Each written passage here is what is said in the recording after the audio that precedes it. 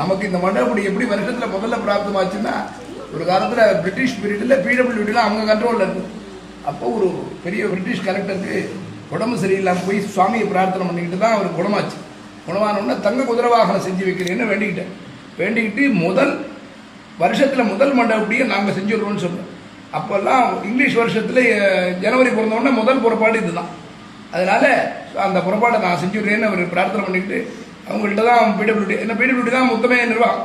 அப்போல்லாம் சீஃப் மினிஸ்டர்லாம் கிடையாது, கலெக்டர்ஸ் மட்டும்தான் அவங்க நிர்வாகம் பண்ணதுனால அந்த முதல் மண்டபப்படி இன்னைக்கு அத்தனை வருஷமாக இன்னைக்கு கிட்டத்தட்ட 150-200 வருஷமாக பிரிட்டிஷ் பீரியட்லேருந்து இந்த பிடபிள்யூடி மண்டபடியை வருஷத்தில் முதல் மண்டபடி இங்கிலீஷ் வருஷ பிறகத்தில் முதல் மண்டபடியாக அன்னிலேருந்து இன்னி வரைக்கும் பண்ணிகிட்டு இருந்து பெருமாளுடைய அனுகிரகங்கள்லாம் பிரார்த்தமானதை பிரார்த்தனை பண்ணிக்கிட்டு உன்னித்து மற்றொரு தெய்வந்தோழால் அவனையெல்லாம் மிச்ச சொல்லி முந்தோள் குலைக்கப்படும் மன்னமில் மன்னப்படும் மரபாளனை வண்டுபராவதி மன்னனை ஏற்றுவன்